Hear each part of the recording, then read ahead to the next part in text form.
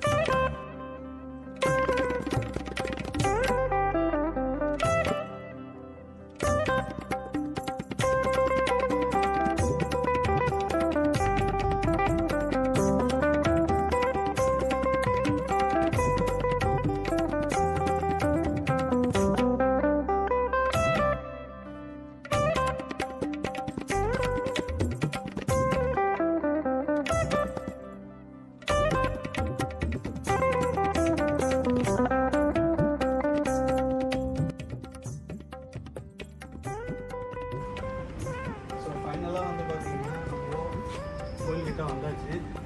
படி பார்த்திங்கன்னா ரொம்ப சின்னதாக, ரொம்ப அதிகமான கொஞ்சம் போனால் ஒரு 100 ஸ்டெப்ஸ் தான் இருக்கும். ஏறி வர்றது ரொம்ப ஈஸி. ஸோ ஃபைனலாக ரீச் ஆகியாச்சு. அதுவும் இல்லாமல் நம்மளுக்கு அருமையாக ஹனுமான் காட்சியும் இங்கே இருக்குது. பார்த்தாலே தெரியுது. இங்கே பாருங்கள்.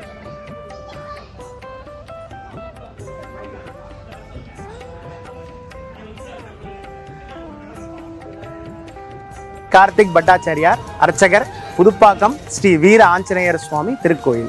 ஐந்திலே ஒன்று பெற்றான், ஐந்திலே ஒன்றை தாவி, ஐந்திலே ஒன்றாராக ஆரியர்க்காக ஏகி, ஐந்திலே ஒன்று பெற்ற அணங்கை கண்டு அயலார் ஊரில், ஐந்திலே ஒன்று வைத்தான் அவனம்மை அழித்து காப்பான். இந்த இடத்தோட பேர் கஜகிரி வீர ஆஞ்சநேயர் சுவாமி திருக்கோவில் அப்படின்னு பேர். இவர் இங்கே ஸ்வயம்பு ரூபமாக இருக்கார்.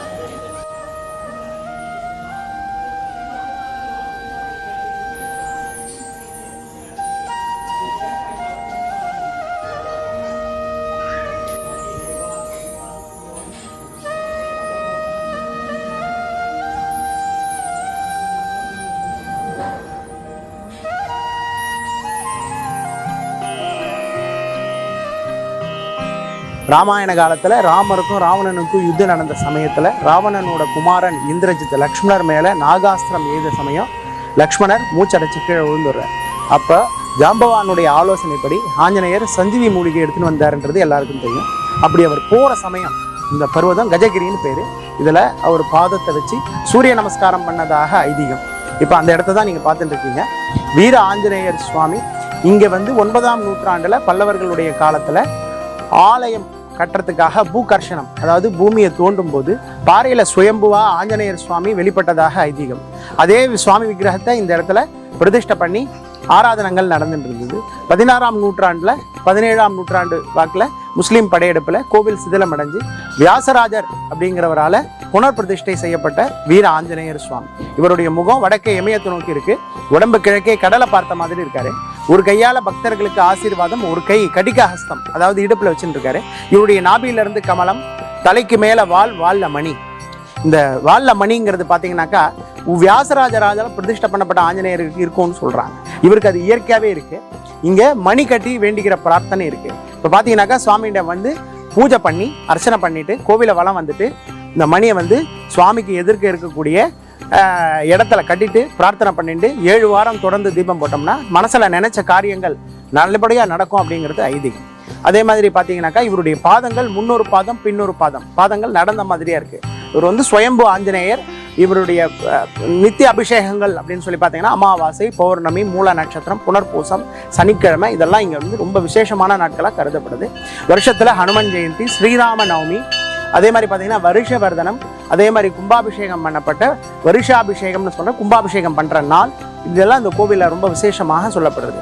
ஒரு மாதம் அமாவாசைன்னு சுவாமிக்கு சங்கல்பம் பண்ணிட்டு சுவாமிக்கு ஆராதனத்துக்கு உண்டான அந்த நைவேத்தியத்தை நம்ம எடுத்தினோம்னாக்கா, ஒரு தீபமும் ஏற்றினோம்னாக்கா பித்ருதோஷங்கள்லாம் விலகும் அப்படிங்கிறது ஐதீகம். சுவாமிக்கு இங்கே வடமாலை சாத்துவாங்க, பிரார்த்தனை பண்ணிப்பாங்க. மட்ட தேங்காய் பிரார்த்தனை அப்படிங்கிறது இந்த கோவிலில் ஒரு முக்கியமான ஐதீகம். இங்கே கோவிலில் இருக்கக்கூடிய சுவாமியினுடைய பாதத்தில் மட்ட தேங்காவை பிரார்த்தனை பண்ணி கட்டிட்டு 7 வாரம் சுவாமிக்கு தொடர்ந்து வந்து தீபம் போட்டு துளசி மாலை சாத்தி அர்ச்சனை பண்ணிட்டு வந்தோம்னாக்கா மனசில் உள்ள நினைச்ச காரியங்கள் எல்லாம் நல்லபடியாக நடக்குங்கிறது ஐதீகம். அதே மாதிரி பௌர்ணமி காலங்களில் சாயந்தரத்து வேலையில் மாலை 6 மணிக்கு மேலே கிரிவலம் இந்த கோவிலில் வருவாங்க. சுவாமி புறப்பாடு மங்களவாத்தியத்தோட ஆஞ்சநேயர் வந்து புறப்பாடாகி மேலே வருவார். ஒவ்வொரு வருஷமும் பௌர்ணமி ஒவ்வொரு மாதமும் பௌர்ணமியில் வருவாங்க. ஒரு வருஷமும் கார்த்திகை தீபம் இங்கே ரொம்ப விசேஷமாக கொண்டாடப்படுது. மகாதீபம் ஏற்றி சுவாமி 3 நாள் 750 கிலோ நெய்யில் மகாதீபம் கொப்பரையில் மகாதீபம் ஏற்றுவாங்க. அதே மாதிரி பார்த்தீங்கன்னா அனுமன் ஜெயந்தி லட்சார்ச்சனை, ஏகதின லட்சார்ச்சனை நடக்கும். ஆஞ்சநேயருக்கு அன்றைக்கி ரொம்ப விசேஷமாக பால்குடம் எடுத்து அபிஷேகம்லாம் நடக்கும்.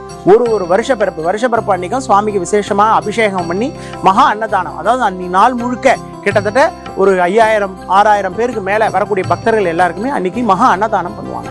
அதே மாதிரி பார்த்தீங்கன்னாக்கா இந்த சங்கராந்தி அப்படின்னு சொல்லுவாங்க, அதாவது இந்த பொங்கல் பண்டிகையிலிருந்து 4 நாட்கள் தொடர்ந்து இந்த கோயிலில் ரொம்ப விசேஷமாக நடக்கிறது. இது 108 திருப்பதிகளில் ஒன்றான திருவிடந்தை நித்திய கல்யாண பெருமாளுடைய பார்வேட்டை ஸ்தலம். அந்த பெருமாள் இங்கே பார்வேட்டைக்கு வந்ததாக ஐதீகம். அதனால ரொம்ப புண்ணியமான க்ஷேத்திரம் இது. திவிதேச பெருமாளுடைய பார்வேட்டை ஸ்தலத்தில் வீர ஆஞ்சநேயர் சுவாமி சுயம்புவா இருக்காரு. இது வந்து 9ஆம் நூற்றாண்டு கோவில் அப்படின்னு சொல்றாங்க. இந்த கோவிலுக்கு வந்து பக்தர்கள் தரிசனம் பண்ணி அவங்களுடைய குறைகள் எதுவாக இருந்தாலும் நிவர்த்தி பண்ணிக்கலாம் அப்படின்னு சொல்லி பொதுமக்கள் சார்பாக நிர்வாகத்து சார்பாக கேட்டு. ஜெய் ஸ்ரீ.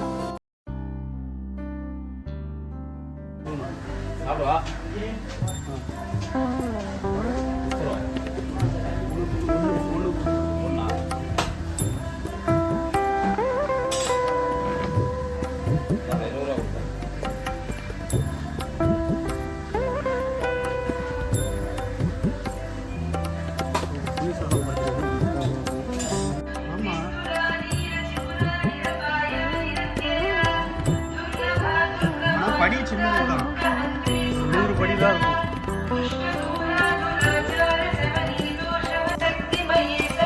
ஸோ டிகே ஃபேம்ஸ் இப்போ ஃபைனலாக பார்த்தீங்கன்னா நம்ம சாமியை பார்த்தாச்சு. பார்த்துட்டு இறங்கிட்டே இருக்கோம். நானும் அப்பாவும் தான் பார்த்தாச்சு. கண்டிப்பாக நீங்கள் வந்து விசிட் பண்ணுங்கள். சனிக்கிழமை ரொம்ப உயர்ந்தமான ஒரு நாள். கிட்டத்தட்ட பார்த்தீங்கன்னா ஒரு 1000 வருஷம் பழமையான ஒரு ஆஞ்சநேயர் கோயில் தான் இது.